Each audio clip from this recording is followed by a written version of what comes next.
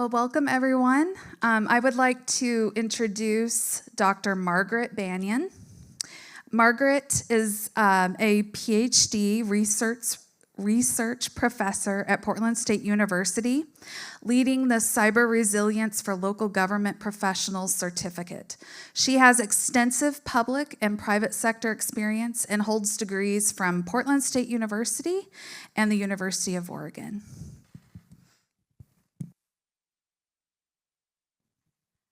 Is there someone who wants to start? You, Margaret. Thank you, everybody, for being here. So we have a combination of go Vikings, yay, and go Ducks, also yay, right? I'm in the right spot. So what I want to do is just open it up, talk a little bit about the team that we have here that helps out with local government and workforce development. So Sullivan is up operating our slides. We also have Tiffany Cummings here somewhere, way in the back, and Tessa Studley, right? Tessa? And so what we'll do here is I just want to describe a little bit about the certificate. Next slide. Our certificate is a non-credit certificate, and what it aims to do is work with local governments, tribes, special districts, some state of Oregon participants in doing a cyber certificate, a cyber resilience certificate. It's a risk-based certificate, which means we're using some models looking more or less at risk.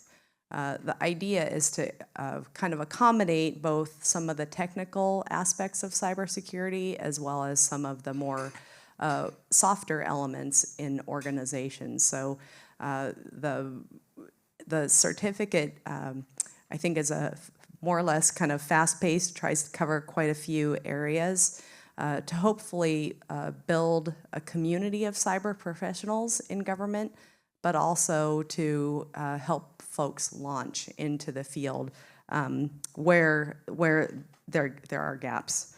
So what we're going to do here today is, for the sake of time, we're going to have each of our panelists, there's 6, which I think is a testament maybe to the certificate a little bit, that we have such fine folks here. And we'll have them introduce themselves and then address 2 questions. And they have a severe time limit, so hopefully we'll have some time for questions later. So first we'll go down the row. So Carol, Richard, and Alicia, and what they're going to do is they're going to address 2 questions.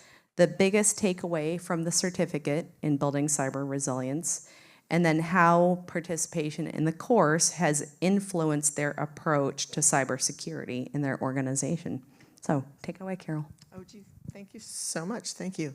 My name is Carol Balzer. I'm with Rogue Valley Sewer Services. I'm the only IT person there, but we are supported by an IT contractor, thankfully. One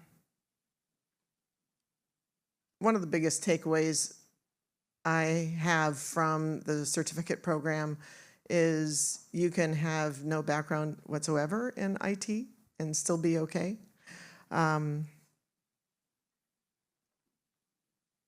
It's unusual, our organization is, it sounds like, that our manager and our board are extremely supportive financially and otherwise for IT security. So I'm very happy about that. For the program itself, the instructors are available after class and are very open-minded and also very supportive. So it was while I'm still the least knowledgeable in this panel,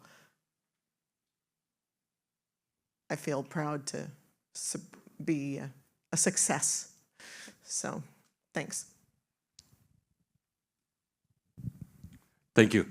I'm Richard Thomas. I'm the Director of Cybersecurity for the Lynn Benton Lincoln Education Service District, and one of my largest takeaways and appreciations of the course itself and Dr. Banyan running it was it's just holistic approach. So I had been doing risk assessments for a while before I went into the course and worked with multiple institutions, but the course really takes a deep dive into not only risk assessment, but like risk analysis in general, because I had really never thought of it. You know, everybody picks a framework that they're going to use, and then they develop their assessment, or they use one of the provided assessments that are out there.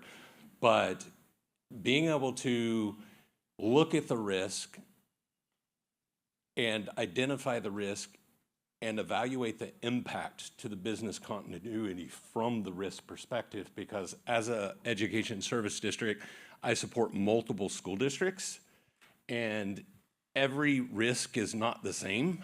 I mean, it may be the same risk, but as you go into it and look at the business continuity impact, that risk is going to differ from institution to institution. Another aspect that I really appreciated was the cultural piece. We really dove into the cultural piece. So in education, I call it the scale of justice that is tipped to convenience, because we're so busy, and you have teachers that are in packed classrooms, and they're trying to get all of this education and go through all of these different curriculums and minimum attendance time and hours, and it's a lot for the folks that are doing this. And to come in and say, oh, by the way, this is a huge risk, you can't do that anymore, is majorly impactful. So there's a lot of time spent on the cultural aspect, as well as communicating the risk to executive leadership. So as far as implementation into my own institution, again, like I said, I'm an education service district, so I actually provide cyber services to multiple school districts as well as my own. So again, being able to just holistically look at the different aspects of your risk, being able to organize these risk assessments, and being able to deliver these, set up reports, and support the school districts. Another aspect was the third-party vendor control. That is a huge problem in education. Just being able, because these organizations will come in and they'll sell these products to the customers, which are the school districts, and then they are kind of slap happy about the way they do security. And then you have to go in and communicate this to the board and to leadership in the school district. And that is a big element of the certificate.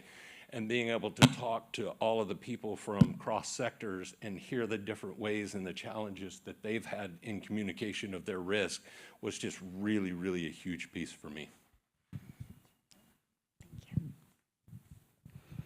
Hello, my name's Alicia. I'm a programmer analyst lead at Lane Community College, and if you're confused about what that might be, I am too. I do application integrations, report writing, user education, documentation, and pretty much anything someone throws at me. And one of the biggest takeaways from the certificate was the mystery around policies, because I'm usually the boots on the ground. I'm not the one enforcing anything. I'm the one bringing the problems up. And before the class, I didn't really have a vocabulary to communicate that. I just had here's the tool, here's the problem, make it do the thing. Okay. So trying to get leadership involved was rather difficult. But going through the course and being armed with vocabulary like risk assessment and the depth of threat and what the meaning of user management and security and roles actually means, both to the application and to the institution, is very powerful, because not only am I now armed with data from the day-to-day, but now I have some fancy words to throw along with it. So having that little extra momentum really lends itself to the protection of the institution. I can say this is important because.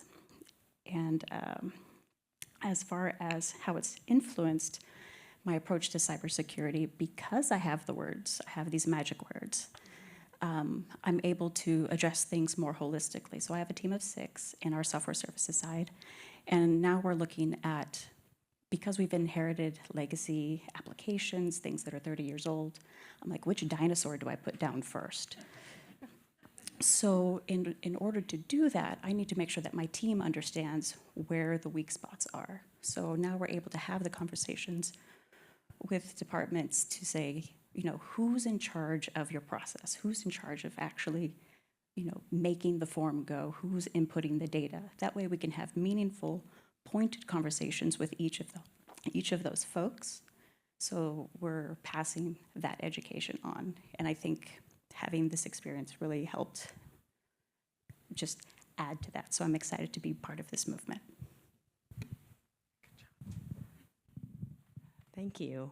So what we're seeing is members of the 2021, 2022, and 2023 cohort that talked about the intersection between organizations and cybersecurity.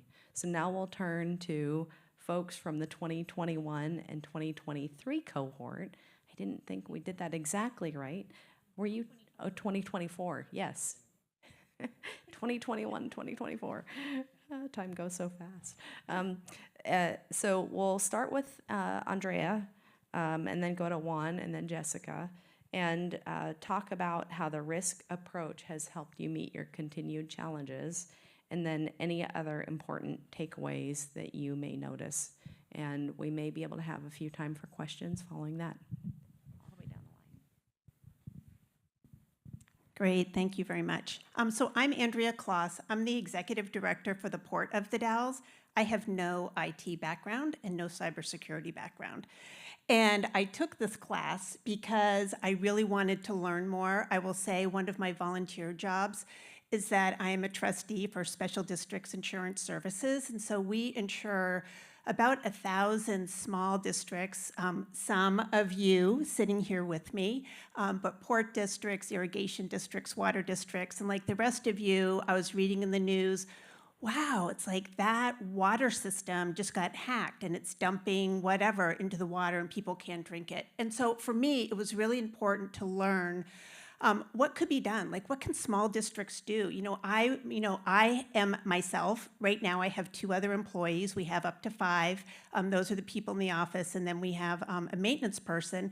But as a small port district, like, really, how much is cybersecurity really going to affect me? Well, I'll tell you a lot, and I will say that this class was just really, really eye-opening to me, and it was probably more eye-opening to me because I don't have this background that everybody else who I'm sitting here with has.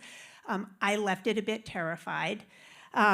So what did I do? So, again, we're a very small office. The first thing I did is I got a .gov address for my domain for the Port of the Dalles. So now we're portofthedalles.gov. That was one of the takeaways. It was a low-hanging fruit, easy to do. So took advantage of that. And then I started to go through this through the CIS controls, really using implementation group number 1, which is where we are. But one of the first things was, gosh, what devices do we even have in our office? And what software are we even using?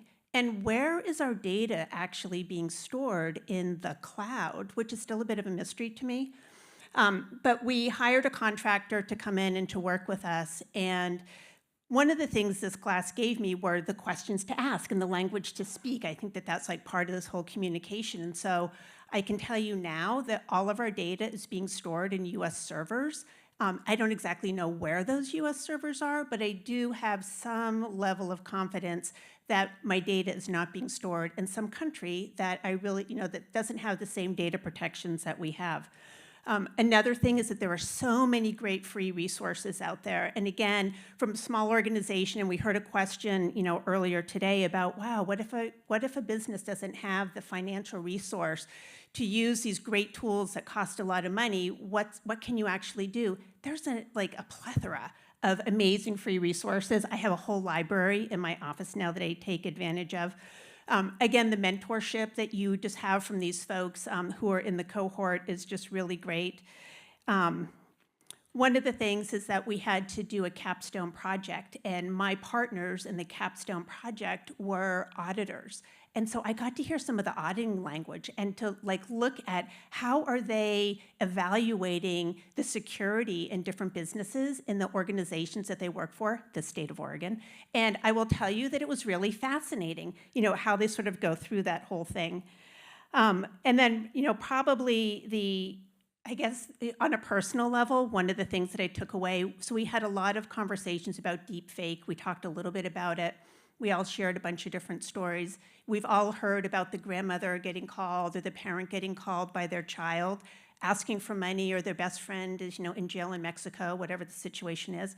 I'll tell you that my family now, we have like a challenge code. So if my son calls me, I'm like, oh, hey, Chad. So, and I say my part of the phrase, and he has to say his part of the phrase back. He thinks it's ridiculous, but now I think he's starting to understand, like, this is why it's important. Like, you need to make sure that the person you're speaking to on the other end of the phone is the person you think that you're talking to. And so maybe to sort of like wrap this all up. So for me, what did I learn? Like, what's my biggest takeaway? I have to be slightly better, harder to hack than my neighbor. I don't have to be the best. I just have to be slightly better. And so we are taking steps to be slightly better than my neighbor. Thank you. Good afternoon. My name is Juan Olmeda, and I have the privilege of serving as the City of Bend's IT director, and I'm from the 2021 cohort. For me, what this gave me was the ability to have, like it was said, the terms to have a conversation, right? Have a conversation with departments, have a conversation with other directors and department heads about risk. And instead of me coming over and being perceived as bringing down the hammer of the IT director, being the bad guy, saying, no, you can't do this, it provided me those tools. And it's interesting because we recently had, in the last month, a really good example that I'm glad it happened. We had an application that we've had for, over 10 years. And suddenly it was time to renew support, and we were told by the vendor that they were no longer going to support that application, and it was end of life. But they will gladly take money from us to give us a perpetual license that will be completely unsupported until 2099, which obviously, that department, we are a utility company as well for the city of Bend, so we provide water and wastewater services, and this was in the utility water services department. And they were very alarmed, and obviously the first thing they thought about was, let's go find another application, right? And let's do it really quick because this will happen December of this year. And instead, we took a step back. I brought in the cybersecurity, our cybersecurity manager, couple directors, and got more information. And we decided that it will be okay to take that perpetual license, take a couple of years. Luckily, the application is on premise. We can do a lot of proactive work to secure it, but instead take that people, processes, and technology approach, because again, this program has been around for a long time. So it might be that maybe they don't even need an application, or they don't need to buy something. Maybe they can use something from our catalog of services that we already have. So we're gonna take the time. This is gonna be a project now in our innovation strategic plan. And over the next 2 years, we'll be able to see how we can best replace or improve this program. But again, without these tools, it would have been very difficult because, yes, we probably would have done what was done in the past all the time in IT, right? Okay, let's find the next application, the next shiny bubble, and let's move forward because we have too much stuff to do. But that was a good outcome, and I have this program to thank for that. So thank you. Hi, so I'm Jessica Chastain. I'm the Klamath Health Partnership Chief Technology Officer. When I took this in 2021, I was the IT director at Klamath County. And I've kind of taken a little bit different approach than some of these individuals. I agree with everything they've said, but when I started this, I was actually looking at initiatives and working with the state of Oregon on doing a holistic approach to cybersecurity. And so this really, when this came up, was about the same time as looking into those initiatives and really talking with some people at the state about how to develop programs that other agencies could participate with. And with this, it really helped bolster the idea that that was needed, that, you know, we're no longer in the approach of being siloed. I mean, when I started in IT, you had the basic network and your computer may get a virus, but it was pretty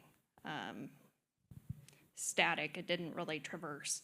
And it's now has exploded. And so we can no longer have those walls and be siloed. We have to actually have support from our neighbors. And I mean, if you look at instance like Curry County or other counties that have been hacked, they need resources. And so it was really to help continue looking at different approaches that could assist with other people. I believe in helping others. I believe in mentoring. And this program has actually helped me expand that network.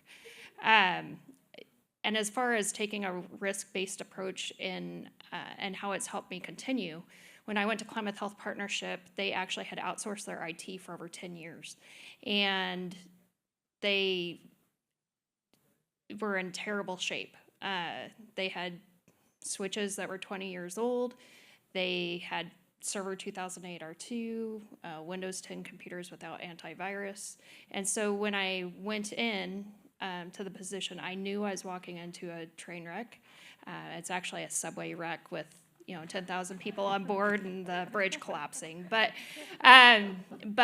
it again reinforced the fact that I needed to go in, do the risk analysis, and determine based on the risk analysis what was critical and what could be lower hanging fruit and how to tackle that approach. And so the certificate actually adds a lot of value from different approaches.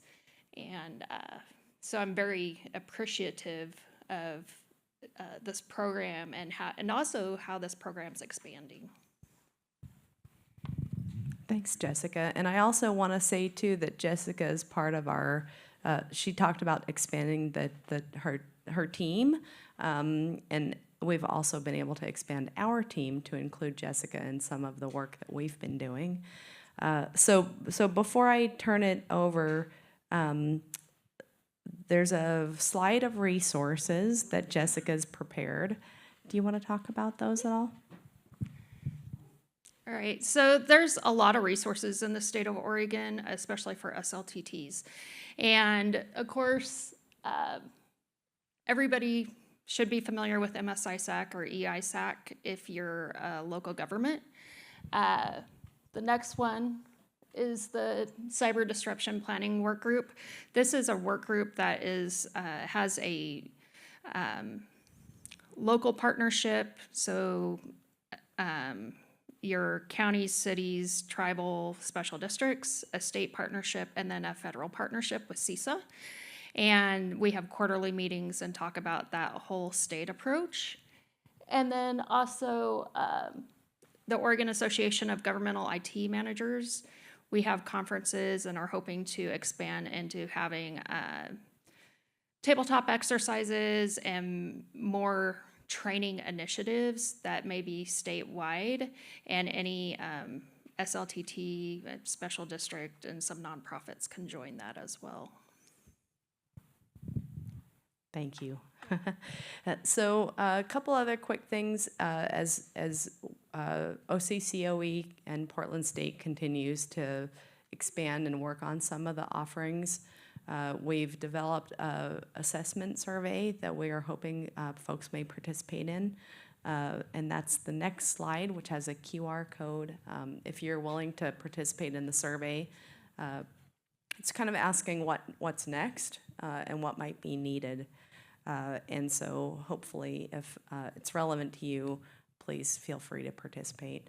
I really do want to thank everybody before we turn it over to questions, really, because I think one of our goals has been building our ecosystem and building a network of trusted partners. And we're not at the center of that. Our participants and the certificate participants are at the center of that. So that's one of our goals, I think, checked off, that we're doing that, and I think it's been successful. So let's turn it over to questions.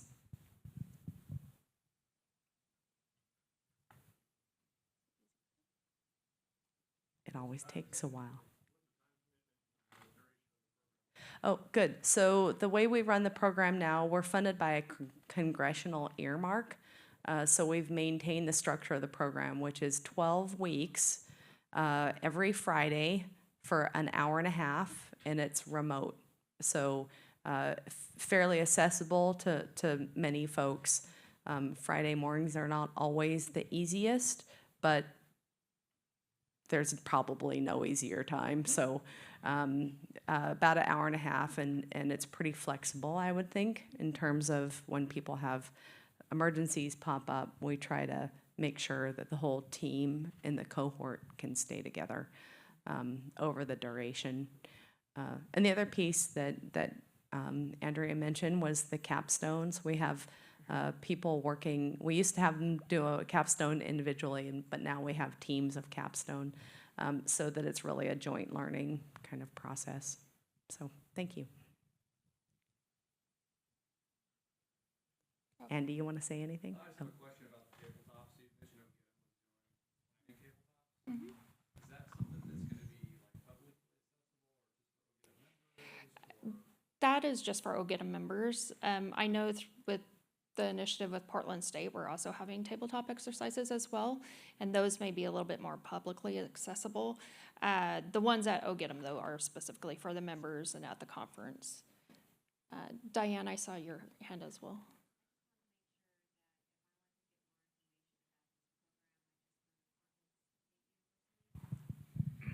Sullivan, where would you like them to go? To the flyer that's up at the front.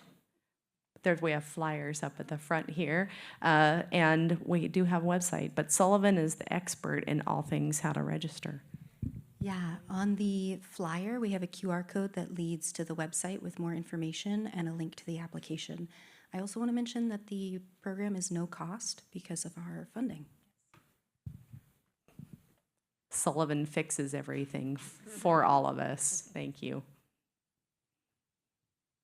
And if I can say something about that, it might sound like 12 weeks is a long time and an hour and a half is a long time. Neither is true. Yeah, there are especially days when you want the guest speaker or presenter to speak for hours. So it's worth every second. All right, yes. Sorry, sir. I don't know if this question has been asked, but for this course, can we tie this in? Can we add this as a CE to our current cybersecurity? Again, I'm going to turn it over to Sullivan because I think that's something we're working on. The program is no credit, but we have had folks get it counted under their CEUs.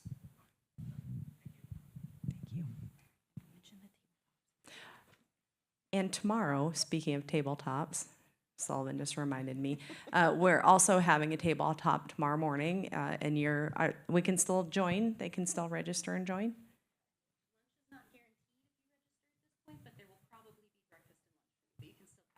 Yes, and that is also funded by the congressional earmark. So again, the work that we're doing is really trying to embrace workforce development needs on what sometimes we call sort of the soft underbelly of cybersecurity, which is a lot of the special districts, local governments that may, school districts that just may not have the resources to work on these issues. So, any final parting notes, panel members? Oh, yes, sir.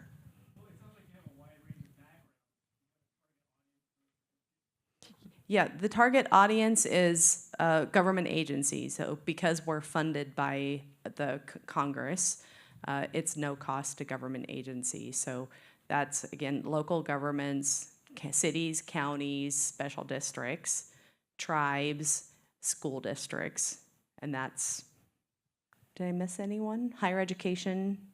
So it's a wide audience, and that's kind of the power of the cohort model and the certificate, because a lot of the context of the work changes, but that's really helpful in terms of really thinking through innovation or thinking through different leadership styles, different ways to communicate to leadership. So that we really try to embrace that, the cohort model for that reason.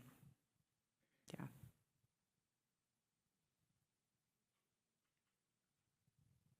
All right.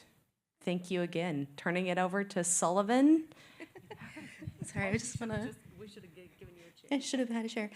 So the tabletop tomorrow is going to be held in the Gumwood Room. Registration starts at 8, breakfast starts at 8. And then we also have another tabletop exercise coming up at the SDAO conference in February.